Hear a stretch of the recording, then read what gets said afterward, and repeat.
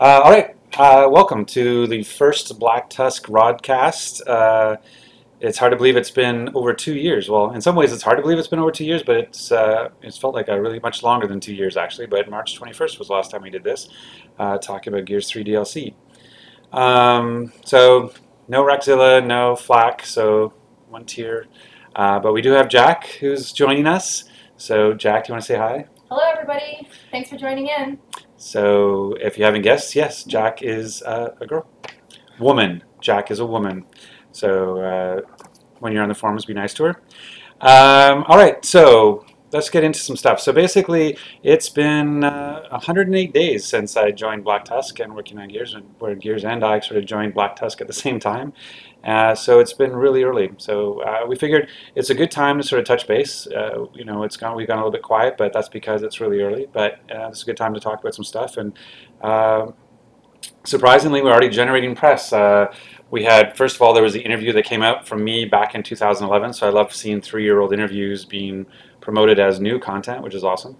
And I know that Ryan, you're out there watching me, and you're going to hate me now because I'm holding up a publication which you hate me to do because it makes me look I'm having favoritism. But if you don't have this month's, I guess, OXM, you'll notice the Gears of War Next article. It's actually pretty cool. So when I was at GDC, we sat down and we talked a little bit, and there's a little bit about my thoughts around Gears of War in the future and being at Black Tusk. So you should check that out. In fact, one of your questions around casual gaming versus competitive gaming, I actually answer in that article. So if you want to check that out, please do. So let's just sort of treat this as State of the Union a little bit, and then we've kind of got some fun questions. I mean, again, it's only been 100 days, so I can't go into a lot of depth into a lot of things, so this isn't going to be the place where I'm going to announce the name of the next game or all these sorts of things. I mean, obviously, it's going to take some time to get to a point where we can do stuff like that. But let's just sort of catch you up where we are, what's going on, and then Jack has been nice enough to collect all the forum questions, and I can go through a bunch of them, and we'll go from there. So anyway, community update. So forums have been up since April 16th. I guess they went read-only on March 10th, right? Yeah. So it took us a month, but we wanted to do it right, not quickly. So that's been a big push for us. It's also a line I use on my wife. Never mind. So but as part of the forums, I want to also give a big shout out to Cher and Zap, who were part of the forums when they were over on the Epic side. Their loyalty and dedication to the franchise and to the community is amazing, and the forums wouldn't be what they are without Cher and Zap. So if you see them on the forums or you see them on Twitter or whatever, please treat them nicely. They're a big part of what's the success we're having there. Speaking of that, we've got as of the report this morning, we have over 1,400 threads. There's over 44,000 posts and already 2,700 members. So, and given that you have to register with your gamer tag, which is nice actually for a bunch of different reasons, and the fact that the unfortunate side is it means that if you're under 18, you can't join because it's a mature-rated game. But I mean, I think it's a good sign in terms of the health of the community. But other community news, we have a new community manager got signed on, so it's still in transition, but we have filled that spot, so that's one of the things that's going to be happening over the next few weeks, is you're going to see the Gears of War community manager come on board. Jack has been doing a great job in terms of filling in and making sure that we didn't drop the ball since March 10th. But it's going to be great to have sort of that full-time focused presence that you're going to be seeing, so we're looking forward to, and I'm sure we'll probably do another one of these to introduce that person to you. A lot of people are talking about, are we going to be supporting the games? And so one of the things we want to talk about is, I mean, there's two sort of sides of that. One is the event playlists. People I think got sick of Torque Botag. I think it was Torque Botag for 3 years on Gears 3. So we're definitely working on that. It's a lot more complicated than you probably think it should be. But in terms of being able to update both for Judgment and Gears 3, but that's something we're taking on. It took a month or so to figure it out the first time. It's actually the testing of it is actually the hard part for us right now. Is just getting all the QA resources to verify we've done it right and we haven't broken something. So we'll probably do another update, I would say, in a couple weeks. And then we're going to try to get into a cadence of changing the event playlist every couple of weeks, and then once we feel really good about it, we'll probably try to change it to get back to the way we had it at Epic, where we're doing it every week. So every Friday we'll have a new playlist for both Judgment and Gears 3. So we're pretty excited about that, and I hope you are too. People are asking if it's possible to create community playlists. Yeah, I mean that's something we're want to look at having is having that. I mean, this is a sort of a one-off events playlist. So I think one of the things we've been talking about doing on the forums and working with Jack and Cher and Zap and those is to find out what people want. And so if you have ideas about ways that we could make it more interesting, rather than just picking, say, Brothers to the End or One Shot One Kill or Torque Bow Tag, you know, we had a sort of a formalized set that you could play. If there are ones that you like, or you know, you have your own ideas, put them on the forums, and we can. It's the testing that takes the time for us to make sure something's not broken, those sorts of things. So we're trying to go. You know, our whole thing is just like make sure we do it right, not quick. And so I appreciate your patience while we try to do that. Like we just don't want to misstep now, and that's why we're doing everything in a deliberate fashion. We're going to continue with the polls. So one of the things people have been asking about are you soliciting feedback from the community? And you know, we started off pretty light with the polls, but we're also getting obviously lots of feedback from you guys just in sort of your conversations and your threads. And I mean, we've definitely heard your feedback about Judgment. We've heard your feedback about Split Screen. We've heard your feedback about DB&O. We've heard your feedback about sawed-off shotguns. We've heard your feedback about grenade plants.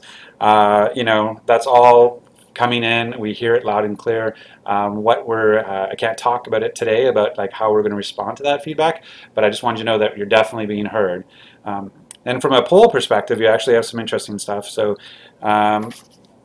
just go through the one that was easiest for the game modes for the 4 different versions. So Gears 1, the #1 game mode was Execution, which is no surprise, with almost 50% of the vote, which is pretty cool.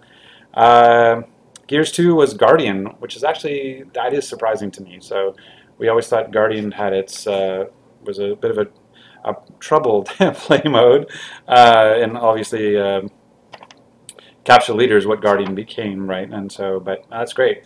Gears 3, Team Deathmatch and Execution were pretty close, but Team Deathmatch won that one, which we were great because we sort of tried to tailor Team Deathmatch especially for Gears 3 and allow for some extra lives. Gears can be hardcore, and so having a few extra spawns in there was always welcome, especially for a player like myself. And then, kind of no surprise for Judgment, Overrun was sort of #1. Very close second was Free For All, so that's kind of cool too. So yeah, I mean, please keep contributing on the forums. We kind of keep that information coming in. We're glad to hear it. It's going to definitely inform some of the things we're trying to do here. But right now, I can't tell you exactly how we're reacting to that. But just know that we are hearing you. Also, from a community perspective, we want to talk a little bit about, you know, we really want to support the competitive community, and one of the ways we're going to be doing that is with Hypefestation. So if you guys follow Captain Barbosa on Twitter, he sort of runs this, I don't know how often, it was like, what, 4 times a year or twice a year? Yeah, 2 or 3 times a year, sorry. Captain Barbosa, but not knowing the exact frequency. But so the next Hypefestation is June 27th to 29th at Indianapolis, Indiana, and it's a competitive for cash tournaments. They have 2 sort of brackets. They have a Gears 3 4v4 feature bracket, and they even have a Gears 1 4v4 OG throwback. So you can go and register a team. Just check out for Captain Barbosa on Twitter. He's also got his Twitch page. They broadcast, they live stream that stuff. They have commentator. It's all very professional, and we're going to be sponsoring them and wanting to show our love and for the competitive community as well. So please check that out.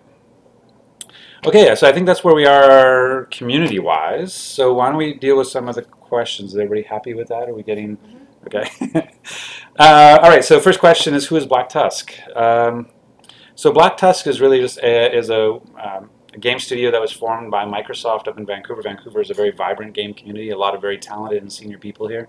And so it was formed, and since they were formed to create a studio and make games here, they've collected people and have joined from all around the world. From some of the biggest AAA franchises in the industry are in the office today and are going to be part of our team making Gears of War. So we're really excited about that. But yeah, it's everything about Black Tusk is about the mountains. So even the names of the conference rooms and everything is all about skiing and runs on the mountains and all that kind of stuff. So that's the inspiration behind Black Tusk is all sort of skiing and mountain based. So there you go. Another question, what part of the design cycle are you in? We are in what we would call the concept/prototype phase. So again, we're really super early. I do have something special though, as Chuck, our creative director, gave this to me just before going on air. It's our very first piece of concept art. I don't know, the camera may have trouble focusing on that, but that's our first piece of concept art for what we're working on. So apparently there are colors. We will have colors. That's Chuck messing with you. So all hate mail goes to Chuck O'Shea at Chuck O'Shea on Twitter. What is the hardest part? Next question. What is the hardest part about starting this new game at a new studio? What advantages might Black Tusk have for development? I think the hardest part is just sort of getting people sort of up to speed on sort of the way you make Gears. I mean, everybody here is a Gears of War fan. Everybody's played the games and loved the games, but there's a sort of style, the way you have to think about when you make a Gears of War game. So Chuck is giving me crap through the window, so apparently he's watching the broadcast. Anyway, so and so it's just that's sort of been the harder part. Is there's a lot of sort of rules and ways to, and design methodologies and those sorts of things and pillars in the way that we think about the franchise. And so sort of making sure that everybody's on the same page and we're all working towards the same goal is probably the most challenging, to go from zero to, hey, now we have to make, the next Gears. So, but in terms of advantages, I mean, there's a lot of advantages. I think that one of the things that's really great is that we've got the backing and support of Microsoft, which means we're able to push a lot harder in a lot of bigger areas. I think the franchise can do a lot more now that Microsoft owns the IP. We can sort of expand its breadth and do a lot more stuff with it.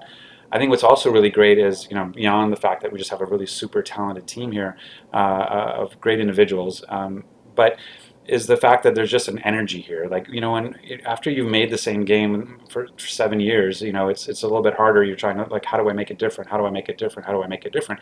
I think you might have picked up a little bit of that out of Judgment, but the notion here is, what you get here is just raw enthusiasm, raw passion, raw energy. When you walk around and Gears of War is on every monitor and every water cooler conversation is about Gears of War, every awkward urinal conversation is about Gears of War. Like, it's just that there's this real palpable energy that really makes it easy to get out of bed in the morning, to know that you're coming into a place where people are just genuinely excited to make something that you truly love. So that's kind of what's most awesome about being here and working at Black Tusk right now. There's a couple questions here. Actually, several people are asking. Okay. Is Black Tusk made up of all ex-EA employees? No. I would be lying if I didn't say it wasn't a decent contingent. As you know, a bunch of EA studios were in Vancouver, some of them to greater and lesser success, but it's actually from all over the place. We have people from all around the world, literally, that have come here to work at Black Tusk. It's not just, we're not ex-EA only, right? So, is that good? Yeah. Next. Well, we talked about fan feedback and the polls, so I think we're good there. Next is, now that our forum accounts are linked to Xbox Live, are the possibilities for allowing us to have unlocks in-game based on forum membership? And yes, that's exactly what that means. And that was one of the reasons we took longer to roll out the forums. We could have had them out probably, Jack, about 2 weeks earlier if we hadn't weren't doing that sort of tie-in to the Xbox Live. Yeah. But we felt like we wanted to have that sense of having that connectedness where we could do things, where we could recognize leadership in the community in the game potentially, and that there was a sense of a level of responsibility as well. I feel like when your gamer tag is on the line and people know your name, and there's a sense of responsibility that you have to bring with you when you're communicating on the forum. So we felt it was the right thing to do, and it does unlock a bunch of opportunities for us to think about how we can use that information moving forward. I talked a little bit, the next question was, are you working on updates for Gears 3 and Gears Judgment? And I talked about, we plan on doing event stuff, but in terms of title updates and DLC, I think just one of the things I just want to make clear, and not to spin it in a negative way, but you have to think about opportunity cost, right? So for every day that we're working on a title update, say for Gears 3 or a DLC for Judgment or something like that, is a day we're not putting on the new thing. And so it's something like, when you think about those types of requests, when you think about, hey, it would be great to get a title update for one of the two, or what have you, just recognize that's taking work away from something else. So right now we're trying to prevent that. We're trying to focus on getting the events playlists. If we have an issue, is there another way to solve it besides having to do a lot of engineering to solve it? And really stay focused on making the next experience, the really great experience, and get it to you as quickly as we can. Right, next. What do you personally feel defines Gears of War multiplayer? What makes it fun to you? It was interesting because I probably had by the way, if you've been part of the broadcast in the past, I've always got Epic. I always drink my vitamin water zero, which I no longer do here. But I do have apparently the We Heart Van water. I didn't do the introduction that you asked me to do. See, yeah. I skipped ahead. So if you don't know who I am now, you're just going to have homework now.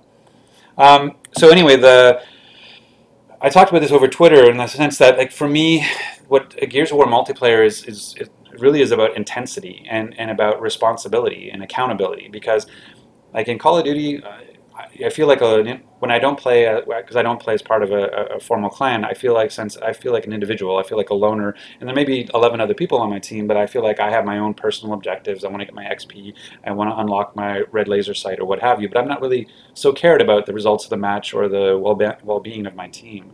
Whereas in Gears, I'm one of 5, in Gears 1, one of 4, and I really felt the pressure. Like nothing gets my palms sweating more than that it's on you, and so when you die, you know that now I've left my team a man short, and now that's why I feel a sense of accountability. And so you take that along with, oh my God, I'm slammed into cover and bullets overhead, and everything's really visceral and intense, and I'm getting chainsawed in half, like that on top of sort of this feeling of responsibility to my team and the sense of belonging to my team, that to me it just takes it over the top. And I think that's why I find it as intense as I do. But that's what's really special about it. I think that's what we have to, as we look forward, is we have to really focus on and double down on, is the idea of just owning what makes Gears unique, and really sort of embracing what is Gears, instead of potentially taking it differently. Next is, do you plan on sticking to the canon created by the books, comics, games? My answer to that is basically yes, as best we can. As if you know anything about me, in terms of conversations I've had in the past, I always believe fun is greater than canon.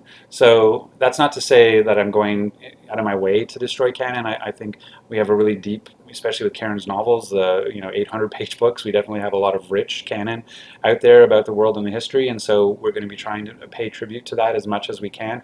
But if I get to a situation that I have to make a decision between what's really fun that may invalidate a comic book, or it's something that's really fun that may invalidate a book, odds are that I'm going to make that fun decision. Now, the games have typically, as some of you have complained about, we don't tend to tell a ton of story. I mean, it's a very small, it's 2 days in the life of Marcus Phoenix, so not a lot of canon gets expressed through that. So I think there's still lots of room to expand and explore those. So I don't feel that we'll be invalidating any games in the past. That's certainly something that we don't want to do. But in terms of other explorations, whether those be comic books or novels, then there's a chance that's going to happen. But again, we're very aware of our canon. We have a franchise team here that's making it very clear about what our story Bible is and what our franchise Bible is, and so we're very aware of all the characters and what they said and when they were introduced and the dates and times of everything.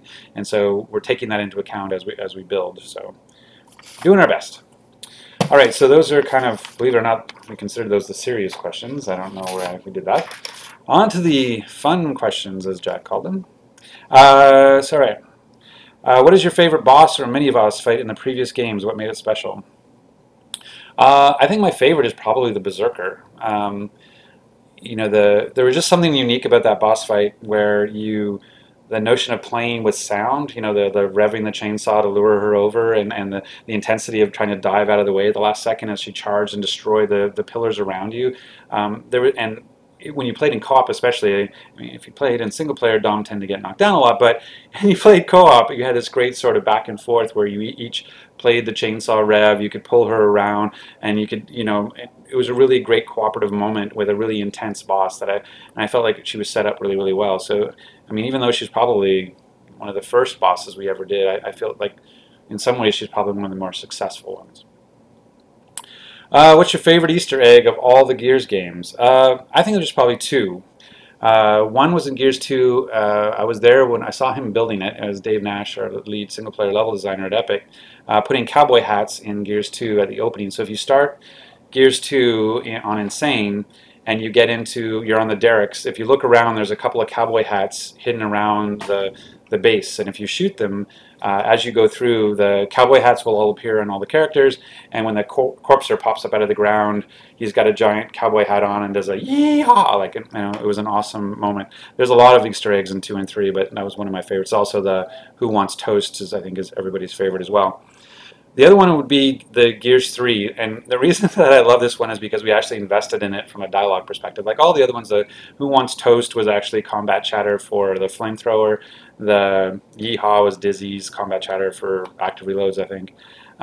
But when you go to Gears 3 and you're on the ship and you're on the deck and you've cleared the deck, there's an Easter egg that if you, as Marcus, you walk around to each of the 4 portholes, I think it was 4 portholes, you go around and you press X to interact, and Marcus goes, hello, and you walk over to another one and you press it again, and he goes, hello, and if you do all of them, then a small chicken spawns, and if you kill that chicken, a giant golden chicken spawns, and if you kill the giant golden chicken, you get the cluck shot up on the stairs, and it was just that recording John doing the hellos, and there's something about just hearing him say hello down the pipe is just hilarious to me, so that's definitely one of my favorites. You're writing stuff.